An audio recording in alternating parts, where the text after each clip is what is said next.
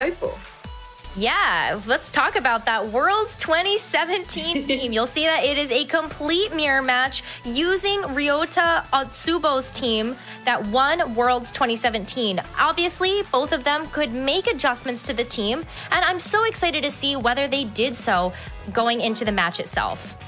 Yeah, I mean, Ryota's original team was in the era of those Z crystals. And, you know, the Whimsicott had this Normalium Z on there so that it could use nature power and fire off lots of different Z moves. I think the Twinkle Tackle one was the one that stands out from his world-winning match. But those items are no longer available. So it's going to be interesting to see how both Aaron and Adam have adapted these teams for Series 8 and what items they've maybe chosen to replace those Z crystals with.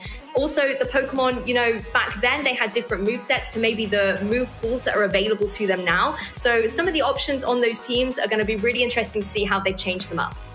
Yeah, like I wonder if maybe there are some Isle of Armor move tutor moves that could be thrown onto some of these teams. And that could definitely shake up things, especially when you take a look at how the Sword and Shield format has progressed over the course of Series 1 through Series 10. Yeah, and I think it's interesting that although they could pick any team that has essentially won the World Championships, they both picked the same one. So, Rosemary, we've got ourselves a little mirror match going on here. Oh, yeah. And let's go ahead and jump right into that mirror match and show you all the champion time action. So I'm so excited. Oh my gosh, I know. It's a little bit of a throwback to us casting Latin American International Championships together. But let's go ahead and see what Aaron and Adam are both going to be leading the field with. And it looks like we've got Tapu Koko and Whimsicott and another Tapu on the other side for Adam. That's Tapu Fini. Exactly. It's going to be the battle of the Whimsicotts and the Alolan Guardians here. I think leading up with the Whimsicott in this match is really nice. When you look at the composition, it's not exactly a slow-built team. You want speed and to get that advantage. So having a Pokemon that has Tailwind on there like the Whimsicott is really nice to start out. Again, in kind of the speed battles, Tapu Koko is the faster Pokemon. Tapu Fini, however, you know, could switch out here for something like a Ground-type Crocodile to take any of those Electric-type moves that Tapu Fini doesn't want to take and that a Ground-type is happy to take. But in the face of a Tapu Koko, you always have to worry about a cheeky Dazzling Gleam or some fairy type move coming out that way, and that's something that a Crocodile wouldn't necessarily want to take. So it's going to be interesting to see how Adam is going to be able to adapt from this. It does mean that Aaron has the advantage of being able to go for a Tailwind and some offensive pressure with Tapu Koko. Alternatively though, Tapu Koko we know can play a more defensive mode if it would like. The original team by Ryota had, I believe, Life Orb on that Tapu Koko, and whether Aaron has decided to stick with that or not is to be revealed. Ooh, but take a look at that. Aaron's going to be able to go ahead and taunt up Adam's Whimsicott, so it's not going to be able to use the Tailwind here. And we're going to see Nature's Madness come out from that Tapu Koko as Adam decides to go for the Muddy Water instead of switching out to something else. So a lot of offensive pressure coming out from both sides of the field here on turn number 1. I really like this play here by Aaron. The taunt's so cheeky, just shutting down the opposing Tailwind, and it means that Aaron is now free to go for a Tailwind of his own and gain that speed advantage. But that said, with the Pokemon in Tapu Koko, you don't necessarily need any at this point. Again, the Nature's Madness, a really nice play, because if there was a Crocodile switch there, you know with Nature's Madness, you are going to be able to deal that 50% HP damage to whichever Pokemon switches in from the back. Again, if it's Celesteela, that is chunking a very bulky Pokemon. We know how much Celesteela can sit on the field and just bulk things out with a Leech Seed here and a Protect here. So being able to just take that 50% damage is a really nice play here from Aaron at the beginning. Oh, absolutely. I mean, the Muddy Water coming out from Adam, though, ended up doing a lot of damage to both Pokemon on Aaron's side of the field. And we are going to see a swap out here as Adam does go for the Crocodile, which is going to use its original Intimidate ability from Ryota's team that won Worlds 2017. And we're going to see that Whimsicott on Aaron's side of the field go for that Tailwind. So everything on Aaron's side of the field is going to be very, very speedy. And take a look at this. Tapu Koko goes for a Light Screen here. Very interesting adaptation coming out from Aaron. Yeah, and the Light Screen really going to help in the face of this Muddy Water. Is able to connect on both of the opposing Pokemon, and Tapu Koko able to survive thanks to that cheeky Light Screen on there as well. So really nice move there from Aaron. But again, I like the adjustment here from Adam, bringing in that Crocodile into the field. You know, Whimsicott on relatively low HP, Tapu Koko on very low. Anything like an Earthquake here should be able to pick up a KO nice and easy. It's just whether Tapu Fini maybe wants to jump out of the way here. It can take an Earthquake reasonably well and go for another Muddy Water, but instead, Adam just going to go for a Protect. Yeah, protecting that Crocodile there, and also Tapu Koko showing that it has dual screens on this particular variant. So that's a really nice adaptation that Aaron can use to just make sure that you're not taking too much damage from physical or special attacks. And, ooh, the Muddy Water actually misses the Tapu Koko here. It's not going to go down this turn, and Whimsicott is not either. Yeah, a really unfortunate miss there for Adam. You know, picking up the KO against Tapu Koko would have been great, but Adam is able to stall out another turn of that Tailwind. And like you said, Rosemary, I love the adaptation that Aaron has made here, taking what was a really offensive Pokemon in the original team from Ryota and making it a lot more defensive. And I wouldn't be surprised to see something, as we've seen dual screens, having something like a light clay item on there to give the longevity to those sort of supportive moves as well, would be a really nice adaptation from this Tapu Koko. And it's really setting Aaron up for maybe some offensive powerhouses in the back to come through later in the game and start picking up some solid KOs.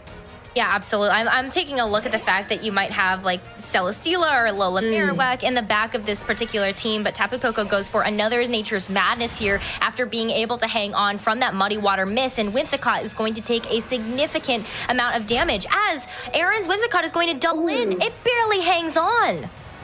Yeah, just able to survive here from the double hit of Aaron's targeting, as Muddy Water this time is going to be able to find its mark and get a double KO against Aaron's team. So although, you know, that can look advantageous there for Adam being able to pick up 2 KOs, Aaron now has the option to bring in 2 Pokemon from the back, and we've got to remember that both Reflect and Light Screen are here out on the field. Yeah, absolutely. I mean, that is just a great defensive setup coming in from Aaron, and with 2 very supportive Pokemon. So now you can get your big offensive threats in, like that Tapu Fini and that Celesteela. And Adam is in a little bit of an interesting position here about how is he going to be able to do enough damage to both of these Pokemon, especially something that is as bulky as that Celesteela.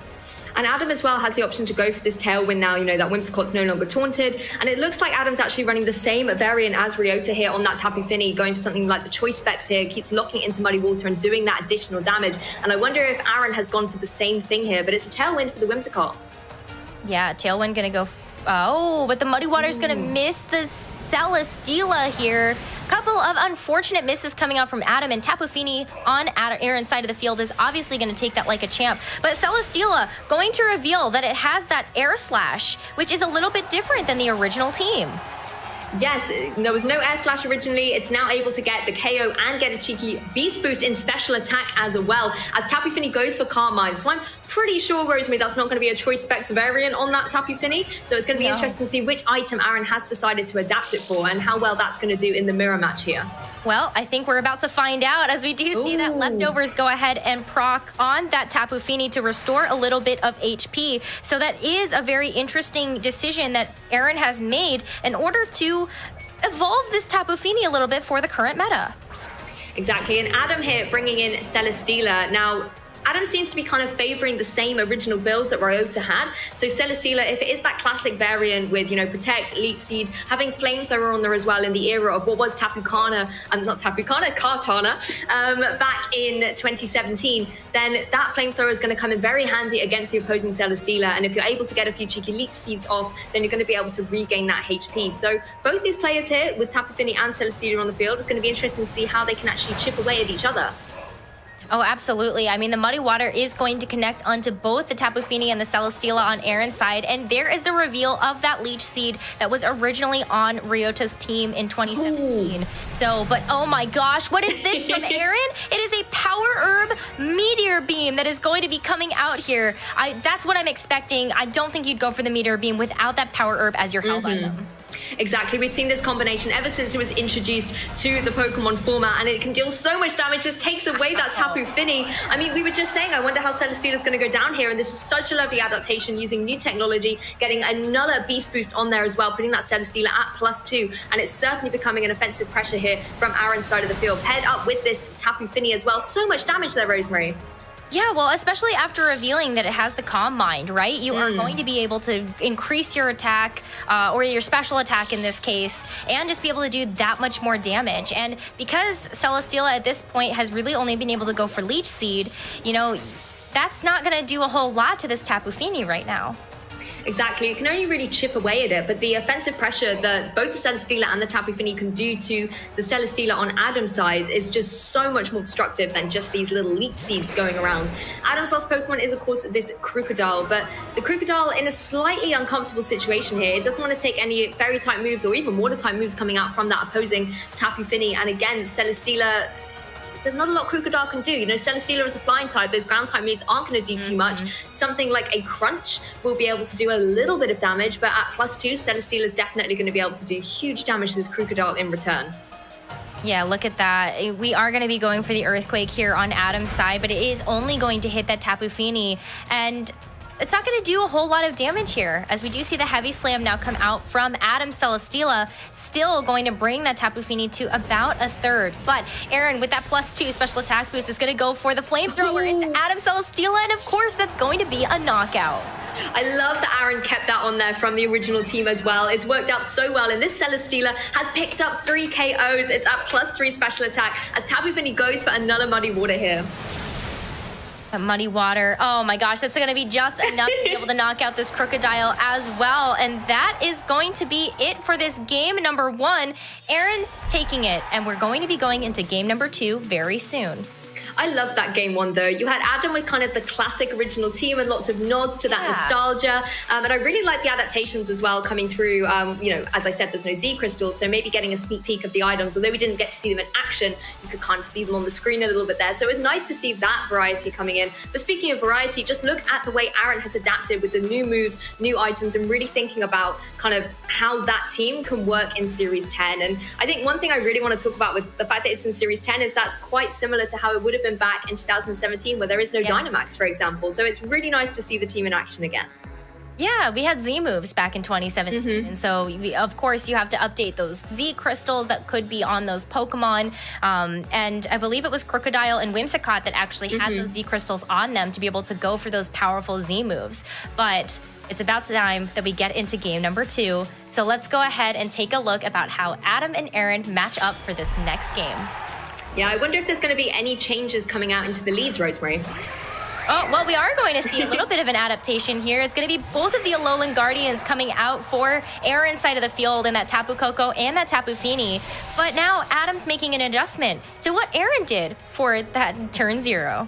Yeah, I like this. Adam maybe going, you know, the Tapu Koko and the Whimsicott was a good call, Aaron. That's what I'm going to go for in this game too. Yeah. But Aaron going for, like you said, Rosemary, both the Alolan Guardians here. And this is where things can get really interesting, you know, having both of the Tapu Kokos here, you have to always worry about a potential Marowak in the back as well, with Lightning Rod dealing in any electric type attacks from Adam's Pokemon. We've seen Tapu Koko on Aaron's side doesn't seem to be the most defensive, and again in a really good position here to maybe start setting up screens and getting those defensive measures in play. Tapu Fini does have to worry about, you know, maybe taking an electric type move from Adams. Tapu Koko, particularly if it is a variant very similar to Ryota's original team, so quite wise to go for a Protect here. Yeah, absolutely. Especially when you're taking a look at how both Aaron and Adam have positioned on the board here. You have one, you know, more offensive pressure that's going to be on the team, and one thing that's going to be a little bit more supportive, like the Dazzling Gleam that's going to come out from Adam's Tapu Koko, which does have that Life Orb attached to it. But Aaron does have that supportive pressure with that Tapu Koko that does have that dual screens. And it was nice for Adam to get the Dazzling Gleam with the Life Orb boost as well in before the light screen went up there as well. So being able to get a really decent chunk of damage onto Aaron's Tapu Koko here. But it's interesting to see if they're going to make any adjustments here. You see the Whimsicott coming back in, and I think we saw the Marowak joining here. So that's going to bring in any of those electric type moves drawn in by Lightning Rod. Oh, but Aaron is going to be switching out Tapu Koko and also goes for an Alolan Marowak of his own. As Tapu Koko goes for the discharge here, both of the Lightning Rods on Marowak are going to proc here.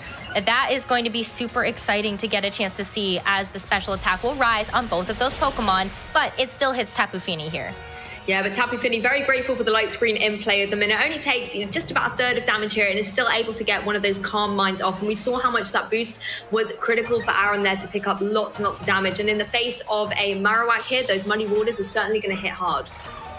Yeah, absolutely. And especially when you take a look at the fact that you're going to have that special defense boost as well, that is something that I feel like it's going to be a little bit hard to work around. But I really like the strategy that Adam is going for here, which you know that discharge is going to be able to help both of these Alolan Marowaks out on the field, and maybe it's going to be enough to chunk down that Tapu Fini so that the Alolan Marowak could be able to clean up. It is a very slow Pokemon.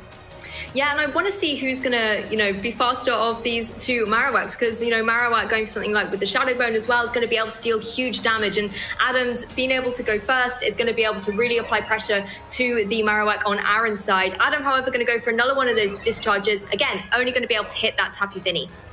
Yeah, especially when those Lightning Rods are going to activate on both of the Alolan Marowaks. And look at how well Calm Mind is really going to help out that Tapu Fini there, as it looks like Adam's Marowak is a little bit faster. Going for the Shadow Bone with that +2 is enough to be able to knock out Aaron's Marowak.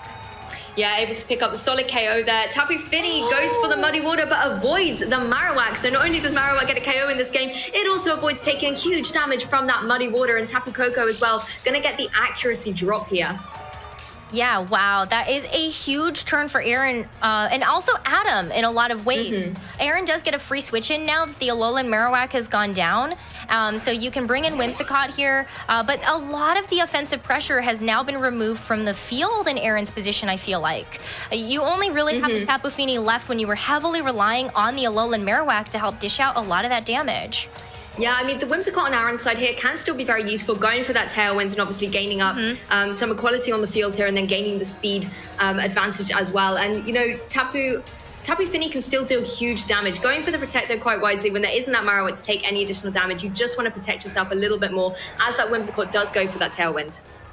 Yeah, that's just a really strong play that Aaron can make here in order to set up that Tapu Fini for success.